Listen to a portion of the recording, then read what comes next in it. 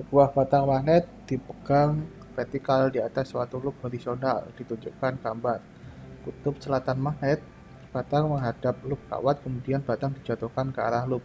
Carilah arus yang lewat resistor A ketika batang magnet jatuh menuju loop dan setelah batang magnet melewati loop dan menjauhinya. Nah, kita bisa gambarkan arah dari medan listriknya itu kemana. Medan magnetnya itu kan mengarah dari utara ke selatan gitu ya, nanti ke sana gitu ya.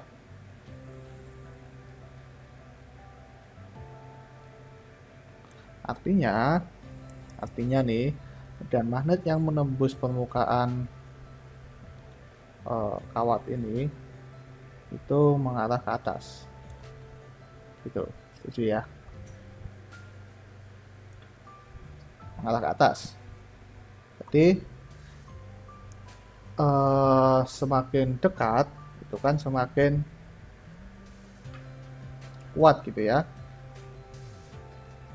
Nah, maksudnya itu gimana? Kita tahu bahwa flux itu sama dengan B A gitu ya. Nah, ini kan dijatuhkan ke bawah. B-nya itu apa? B-nya itu adalah kuat medan magnetnya.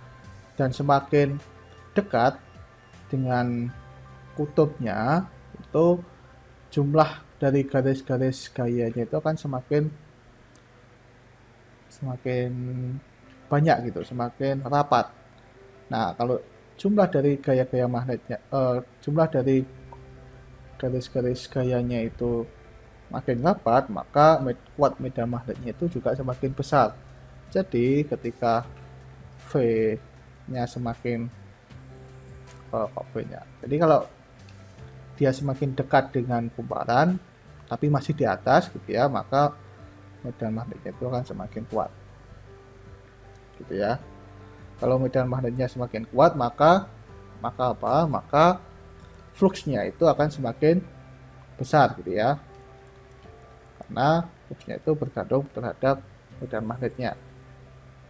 Nah, karena yang namanya induksi magnetik itu muncul untuk melawan perubahan flux. Jadi kita harus mengurangi fluxnya gitu ya.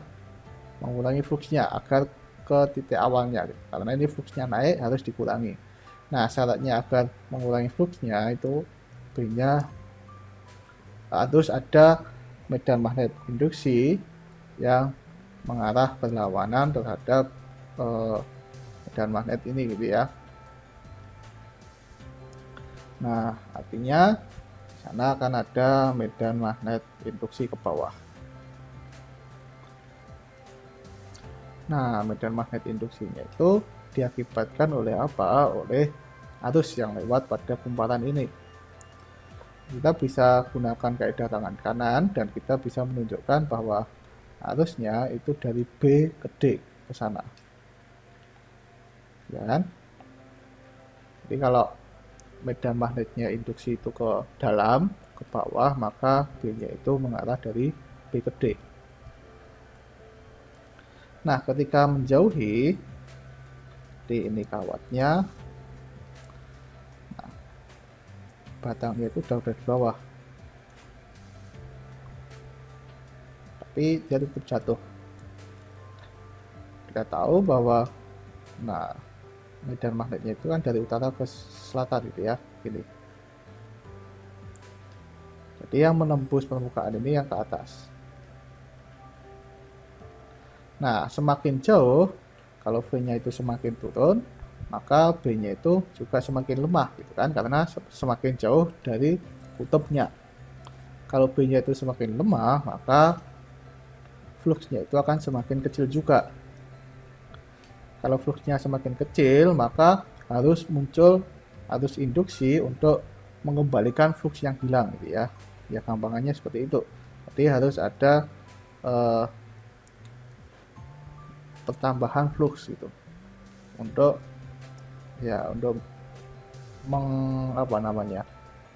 melawan perubahan flux.